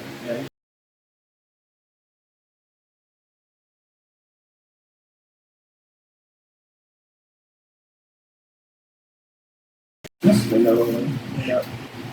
Oh, I yeah. thought these could be pedestals, Uh-huh. the sculptures. Uh-huh. This is like color pencil and So you might go back and forth between the drawings and the sculptures and get ideas maybe both ways to help the go other back and ones? forth. They feed each other. Yeah. That So- sounds Yeah, it sounds enjoyable. Like- because if you look at this, Keep it going. it's like a memory. Uh-huh. It repeats. So, the tendency. It's all. I feel like I'm exacerbating this, but it's like my tendencies. I'm trying to communicate, but it's my tendencies that reemerge everywhere. Uh-huh. That's how he would make that. I've got some big giants back there of this kind of thing. Practice, I like to do big pieces, but then I realized I had to store them. And Because they don't usually sell. Or it takes Yeah. 10 years to sell them. Friends like, hey, you got work big. I said, yeah, that was. I I know. I want to work big. You got a store? This is Kavanaugh. Oh, I made a bunch of those. You know Kavanaugh?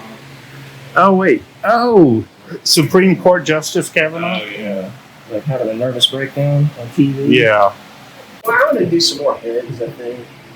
These are all like precursors to heads and stuff. Well, I'm an art teacher, so I have to. You do have a day job. Yeah, I teach. Rusty hates it when I ask that job, but I'm a banker, so Right. I always ask that kind of job. Well, yeah, I'm in this that is my kind of other. person. This is like my other job, Sure, of course. but Your avocation. yeah, you this can't is like stop. the pipe thing. Uh-huh. It's fun making it, the stuff. Mm-hmm. The other stuff is just a byproduct. That's what I always tell the kids is that it's fun to make this stuff, but you have to show it, you have to share it with people. Mm-hmm. It's a byproduct. That's not the reason to do it. Right. Right. But there's I mean, You don't do everyone's it somewhere on. Everyone's You want to. different. You like you want to. pipe in it, you're like, Yeah, it'd be great if it paid the bills and right. you got to buy as much wool and materials as you wanted, and Well, yeah, that's why I got a real job. Yeah. And I have a house that's paid for, a car that's paid for. Okay. that's some security. This is like my third career, change or whatever. So, and I have like 5 or 6 kids in one class. Oh. And they test in, Oh. and so they're all pretty good. Oh. I teach every grade, elementary, middle, high school. Oh. And I've recruited, teach fundamentals in elementary and middle school up until 8th grade, and then I try to get them to start making artwork, real artwork. And then when they're newer, the older ones, they're off. I teach them all these skills, and they go to AP, and then it's like awesome. So, but, they just have to. Then we start teaching them about art history and stuff. These are like models that I've had posed wanted. Life drawing. And then I'll turn these into. These are really good model. Ballerina kind of model dude. Yeah. Let's see, what else we got in here? Real organized. You're the same as every other artist. Yeah. So don't fret that. Here they come in again.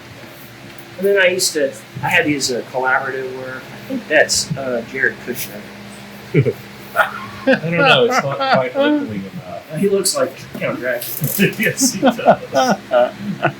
It's kind of a study in those. Cool. I'm pretty much just doing. There's Ivanka, Trump. They're like Hellspawn. Yes, like you. Well, we'll agree with Makes me that. think of Melania. I love that one. Oh. You know, Oh yeah. I just turn them into my. Like during the hearing. Let's hear it. Yeah. I watched that. I was like, this guy's lost his mind. Pictures are just too good. And then I do. I like beer. I said, no, I watch that once a week. That got me through it. I was like, pretty cool. Oh yeah. It's color pencil wash. Yeah, I like the colors. I like the flow, The fluidity. the And movement. then the way I make these, similar. Like I'm just, trying to, like the earlier work that I did were based. I didn't know what I was doing. Didn't even know anything about sculpting, self-taught, and so I was like looking at furniture and like retro stuff and kind of drawing the negative shape of familiar objects. Sort of that was kind of the idea behind it. And then there's so much of that you can do. And then I was like, well, after that show, I started experimenting more with the method. And method kind of drives me a lot. And so I was like, well, that's more fun. So let's draw lots of work and then remember the work like sculptures. And that's something Lee taught me. Is he says, look at your references, study your references, do all your practice, and then close your sketchbook and make your artwork. Use memories or. And you draw from your memory, and it becomes a muscle memory. Yes. In a way, so that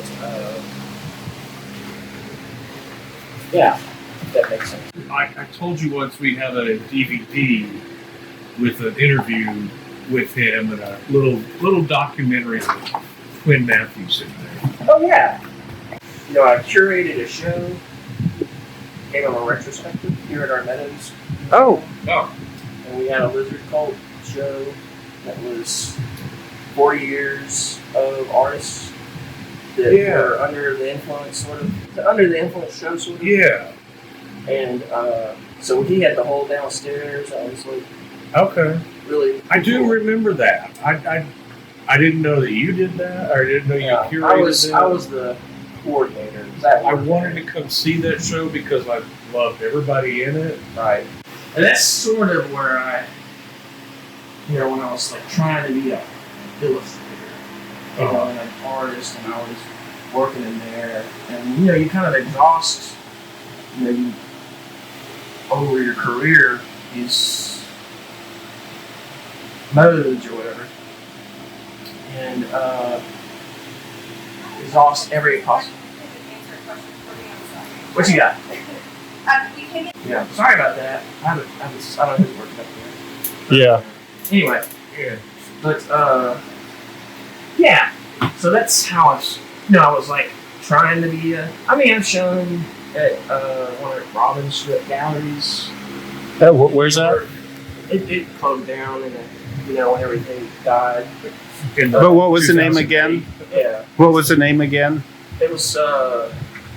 It was in Chelsea. It was like 2006. I don't really know New York galleries except a few. They were really cool people, And then 2014 started teaching, and I had just started making. Oh, okay. Mm-hmm. And like that stuff that I made, that was like stuff that they started showing at the road too at the beginning, like those years ago. It was like I'd only been making them for like.